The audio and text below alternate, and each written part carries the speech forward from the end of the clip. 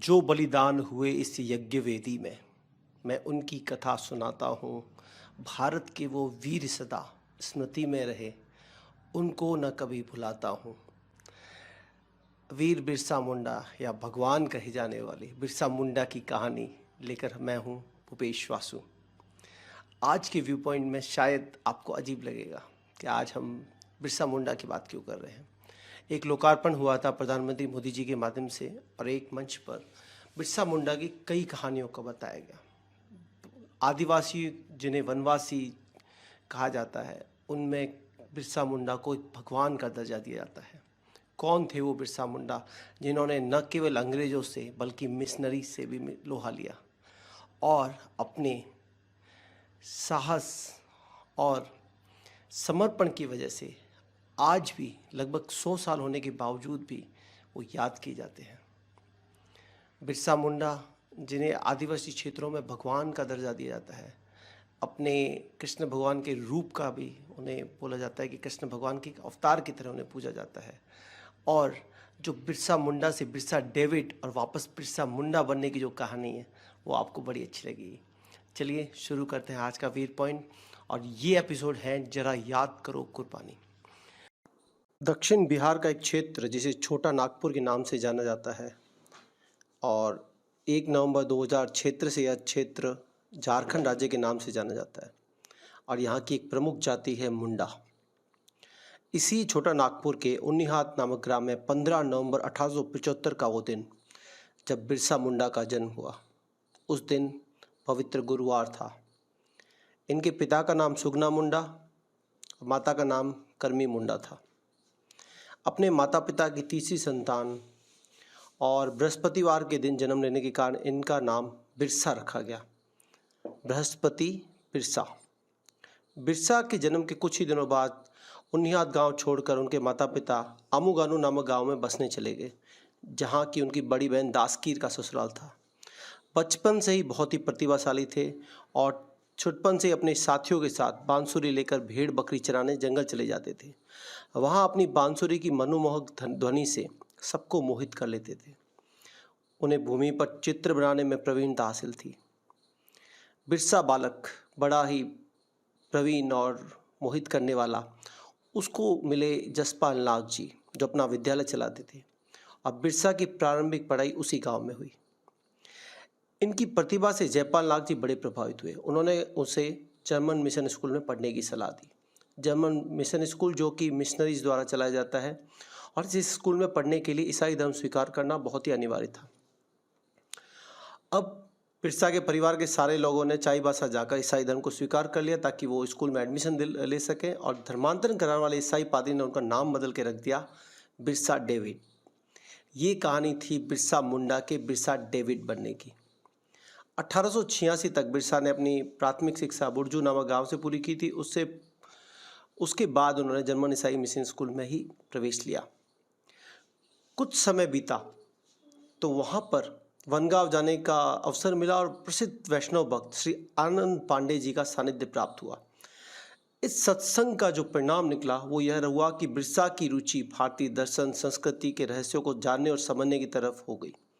उन्होंने धार्मिक शिक्षा ग्रहण करने के साथ रामायण, महाभारत, हितोपदेश, गीता आदि धर्म ग्रंथों का अनुशीलन करना प्रारंभ कर दिया। इसके लिए वो 4 वर्षों तक सत्य की खोज के लिए एकांत स्थान पर जाकर कठोर साधना करते रहे। 4 वर्ष बाद जब वो प्रकट हुए तब उनका रूप बदला हुआ था। वह एक हिंदू महात्मा की तरह पीली धोती, लकड़ी की खड़ाऊ, ललाट पर तिलक और यज्ञोपवीत धारण किए हुए थे और अपने साथियों को वैसा करने की प्रेरणा दे देते थे। एक महात्मा के रूप में बिरसा की ख्याति दूर दूर तक फैल गई। उन्होंने धर्मांतरित हुए अपने ईसाई वनबंधुओं को यह समझाना प्रारंभ किया कि ईसाई धर्म अपना धर्म नहीं है। इसको अपनाने से हम अपने पूर्वजों की महान और श्रेष्ठ परंपरा से विमुख होते जा रहे हैं और हमें अंग्रेज शासकों से, जंगलों से अपना अधिकार वापस लेना है। इस पंथ का और इस विचारों का सभी वनवासी बंधुओं ने स्वागत ही नहीं बल्कि उनके उपदेशों के अनुसार आचरण करना प्रारंभ किया। मांसाहार तथा गोहत्या त्याग दी, नित्य तुलसी की पूजा, रामायण का पाठ और सदाचारी बनना प्रारंभ कर दिया। उनके प्रवचन सुनने और दर्शन करने के हजारों की संख्या में लोग आने लगे और इसके पास में एक आफसन नामक एक मिशनरी रहता था। उसने अनुभव किया कि बिस्वा की लोकप्रियता और वनवासियों का संगठन ब्रिटिश शासन के लिए एक खतरे की घंटी है। उसने रांची के कमिश्नर से शिकायत कर दी, इसलिए उन्हें षड्यंत्र कर हाथी पर बांध कर वनगांव ले जाया गया। उनकी चमत्कारी शक्तियों और सेवापरायण भावना के कारण वनवासी उन्हें भगवान मानने लग गए थे। उनकी गिरफ्तारी से सारे वनांचल में असंतोष फैल गया। हजारों की संख्या में पुलिस थाने को घेर लिया गया और शांतिपूर्वक बैठे गए। पहला सत्याग्रह भारत का। उन्होंने बिरसा के दर्शन की मांग की, परंतु उन पर राजद्रोह का मुकदमा चला।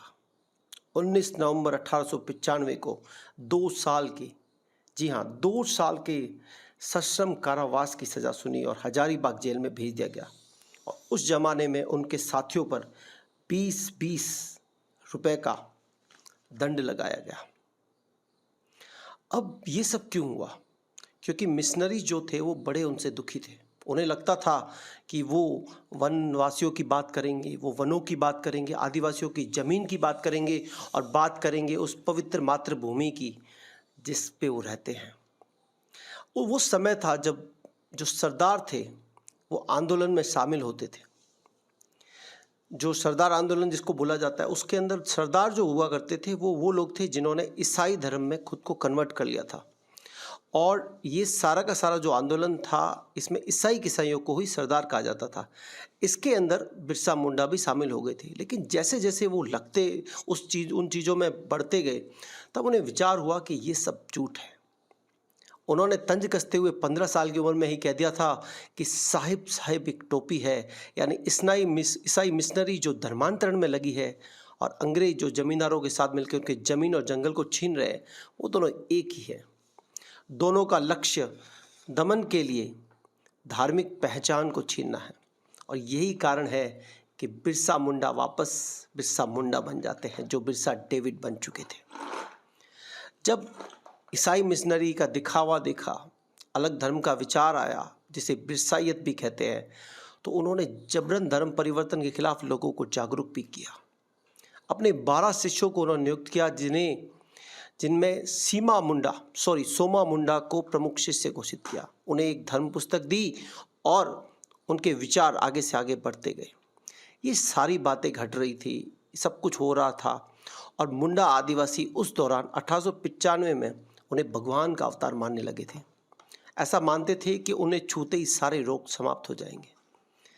हैजा, चेचक, सांप के काटना, बाघ के खाए जाने को ईश्वर की मर्जी मानते, तो बिरसा उन्हें सिखाते कि इनसे कैसे लड़ा जाता है।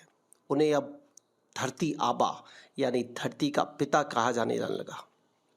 आदिवासियों के बीच उनकी जो पहचान थी वो अंग्रेजों को बड़ी दुख दे रही थी।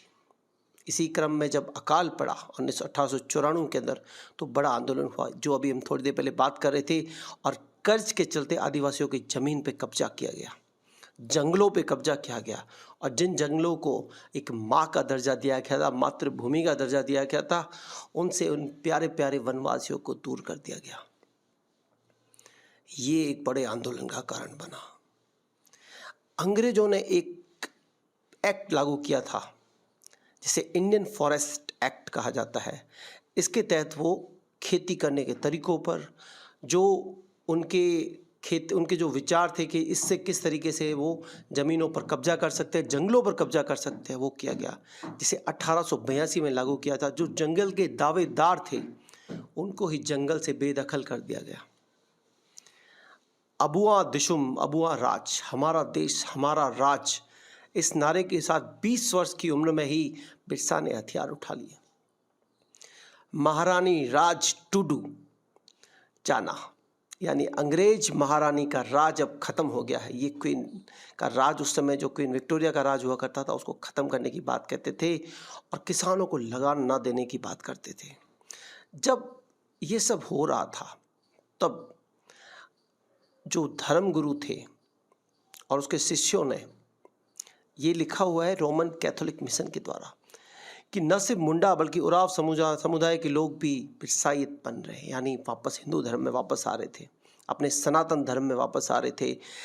उनके शिष्यों ने घोषणा की थी कि आकाश से जल्दी आग बरसेगी और जो बिरसा के अनुयायी है उनको छोड़कर सभी जलकर राख हो जाएंगे। और इसी के साथ झारखंड के चलकद और उसके आसपास के पहाड़ छावनी में बदलते गए और लोग चावल और खाने के सामान को लेकर पहाड़ों पर जाने लगे। अंग्रेजों को लगा ये तो भगवान है, और जो मैंने बात की थी कि उन्हें गिरफ्तार किया गया, तो रांची के एसपी मिस्टर पियर्स पुलिस दस्ते के साथ आए और 24 अगस्त 1895 की रात को बिरसा को 15 शिष्यों के साथ रांची ले जाया गया। 2 साल जेल की सज़ा सुनाई गई उन्हें। सारे जगह खामोशी हो गई और 2 साल के बाद वो वापस आते हैं और अगस्त 1897 में अपने 400 आदिवासियों के साथ थाने पर हमला बोल देते हैं। कुछ हिंदू मंदिरों में भी तोड़फोड़ होती है, जो जानबूझ के की गई थी, क्योंकि कुछ लोगों ने जानबूझ के ये अफवाह फैलाई कि बिरसा भगवान के कहने पर ऐसा किया गया है। उनके खिलाफ जानबूझ के गिरफ्तारी का वारंट होता है। और एक कविता सुनाऊंगा आपको।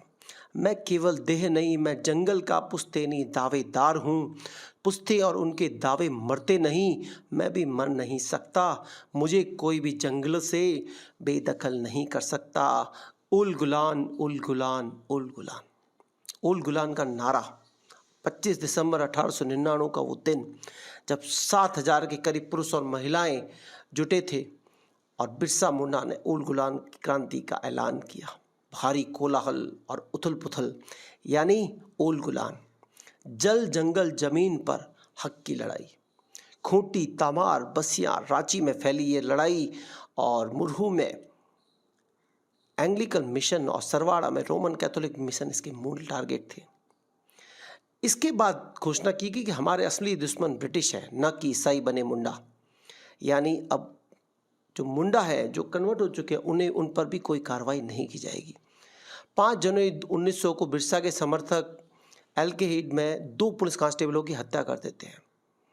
खूंटी पुलिस स्टेशन पर 7 जनवरी को हमला होता है और इस दौरान कई लड़ाई होती हैं, लेकिन मुंडा हाथ में नहीं आते। 9 जनवरी 1900 के दिन हजारों मुंडा तीर धनुष परंपरागत हथियारों के साथ डोंबरी बुरू पहाड़ी पर इकट्ठा होते हैं। इस पहाड़ी पर क्रांति के लिए तैयार किया जाता है। अंग्रेजों को पता चलता है और स्थानीय commissioner F officer deputy commissioner H C. Streatfield क्षेत्र में बढ़ते विद्रोह को समाप्त करने के लिए अटैक करते हैं। उनके पास बंदूकें और तोपें थी और इनके पास बिरसा मुंडा, उनके समर्थकों के पास तीर कमान। अब बंदूक और तोपों के सामने तीर कमान क्या देते जवाब।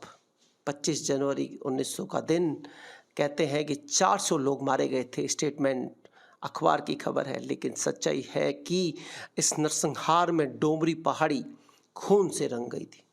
लाशें बिछ गई थी। शहीदों के खून से डोबारी पहाड़ी के पास तजना नदी का पानी लाल हो गया था। अंग्रेज तो जीत गए, लेकिन बिरसा मुंडा हाथ नहीं आए। 500 रुपये का इनाम रखा गया। अपनों के दोखों ने सदा हमें मारा है। इस देश में किसी की हिमाकत कहाँ कि हमको कोई ललकारे।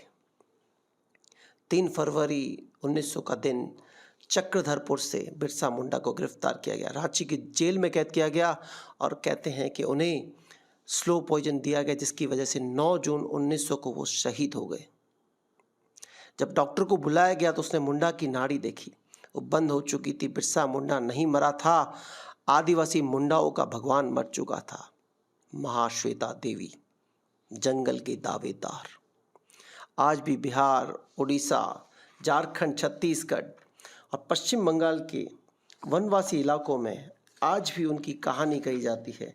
आज भी वो कहानी याद आती है जब बिरसा मुंडा ने अकेले ही इस साम्राज्य की जड़ें हिला दी। और इस आज भी याद किया जाता है उस भगवान को जिसे बिरसा कहते हैं। 25 वर्ष के जीवन में जिसने स्वदेशी और भारतीय संस्कृति के प्रति जो प्रेरणा जगाई वो अतुल्य है, अकनूनी है।